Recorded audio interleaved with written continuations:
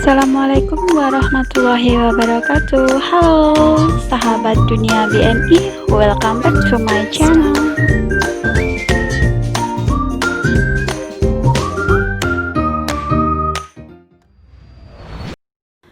Sedih banget guys, CECC pada tanggal 27 November 2020 kembali mengonfirmasi ada 14 kasus impor baru COVID-19 dan 13 diantaranya itu adalah dari Indonesia. Jadi PMI yang baru datang dari Indonesia. 13 orang PMI tersebut adalah kasus yang ke-627 hingga 639, sedangkan satu lainnya itu dari Amerika, yaitu kasus yang ke-640. Ke-13 kasus dari Indonesia ini semuanya perempuan dengan rentang usia antara 20 tahun hingga 50 tahun, dan satu diantaranya tiba di Taiwan pada tanggal 11 November dan 12 lainnya memasuki Taiwan pada tanggal 12 November. Kasus yang ke-632 memberitahu otoritas kesehatan bahwa dia mengalami ketidaknyamanan di tenggorokan pada tanggal 19 November. Dia tidak mencari pertolongan medis karena dia pikir dia mengalami gejala ringan. Dia juga mengalami pilek dan hidung tersumbat, sedangkan 12 PMI lainnya tidak mengalami gejala apapun atau tanpa gejala. Akibat dari pandemi virus COVID-19 di Indonesia yang semakin menyebar dan belum membaik, untuk memastikan upaya pencegahan epidemi domestik dan untuk mengurangi infeksi impor melalui pekerja migran Indonesia, Pusat Komando mengeluarkan siaran pers pada tanggal 27 November. Ada tambahan 2 PJTKI yang proses pengiriman PMI-nya ditangguhkan, yaitu PT Latansa Lintas dan PT Prima Duta Sejati atau PDS. Wah, ini PDS PT besar ya guys, pasti di antara teman-teman banyak yang alumni PDS. Dan tidak itu saja guys, pada tanggal 28 November 2020 CECC dalam siaran persnya kembali menambahkan 2 PT lagi yang ditangguhkan proses pengiriman PMI-nya, yaitu PT Bumen Jaya Eka Putra dan PT Mitra Sinergi Sukses. Jadi di bulan November ini total sudah ada 8 PT yang ditangguhkan pengiriman PMI-nya ke Taiwan.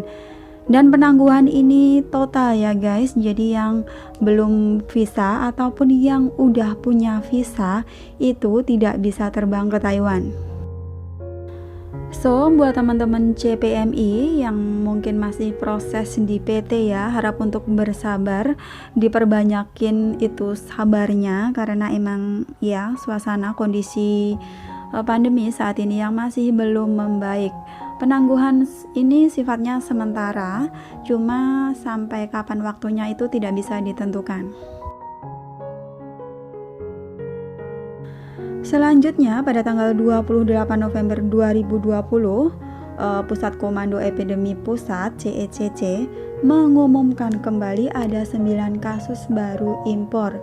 Dan dari antara 9 kasus tersebut, 8 diantaranya itu lagi-lagi dari Indonesia. Kasus yang ke-641 sampai 644 semuanya adalah perempuan pekerja migran asal Indonesia dengan usia berkisar antara 20 hingga 40 tahun.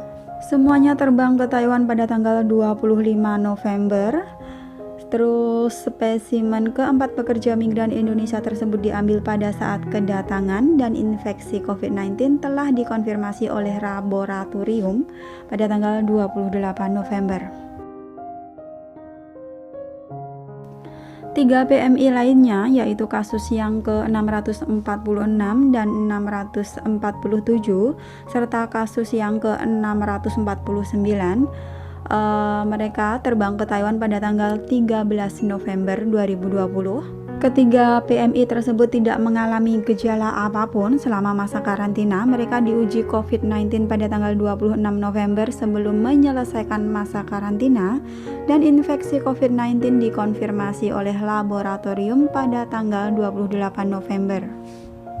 Satu PMI lagi yaitu seorang pria yang merupakan kasus ke-648.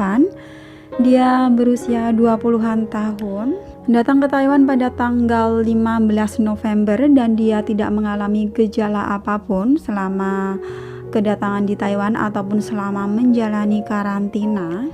Dites COVID-19 pada tanggal 27 November dan dinyatakan positif pada tanggal 28 November.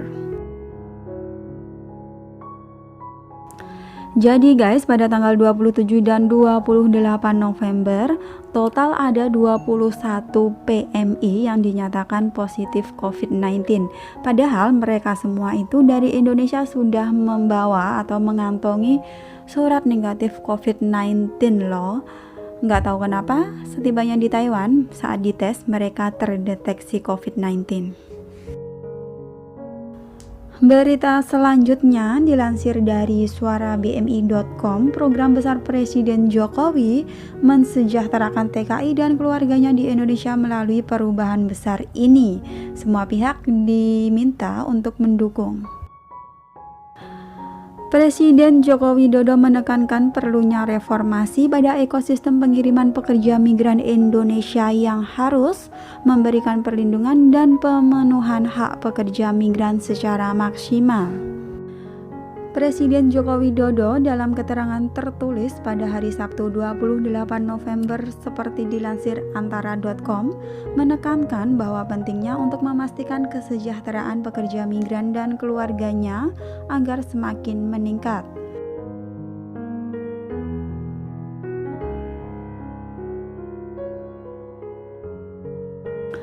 Menurutnya, keterampilan, profesionalisme, dan keunggulan pekerja migran harus disiapkan sejak dini.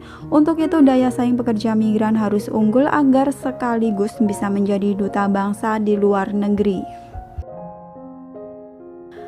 Presiden Joko Widodo sebelumnya membuka secara resmi Musyawarah Nasional atau MUNAS Asosiasi Perusahaan Jasa Tenaga Kerja Indonesia di Hotel Grand Mercure Bandung secara virtual pada hari Jumat 27 November. Dalam sambutannya, Presiden Joko Widodo menegaskan salah satu yang harus diprioritaskan adalah menciptakan lapangan kerja yang setiap tahun ada 2,9 juta penduduk usia kerja baru yang masuk ke pasar kerja. Beliau juga mengatakan masih ada pekerja migran yang tidak mendapatkan perlindungan yang memadai, terutama pekerja migran yang berangkat tidak melalui jalur resmi atau jalur pekerja yang tidak jelas. Tidak ada satupun pekerja migran yang tidak terlindungi haknya. Semua pekerja migran harus terlindungi haknya. Thanks for watching and see you next video. Wassalamualaikum warahmatullahi wabarakatuh. Bye bye.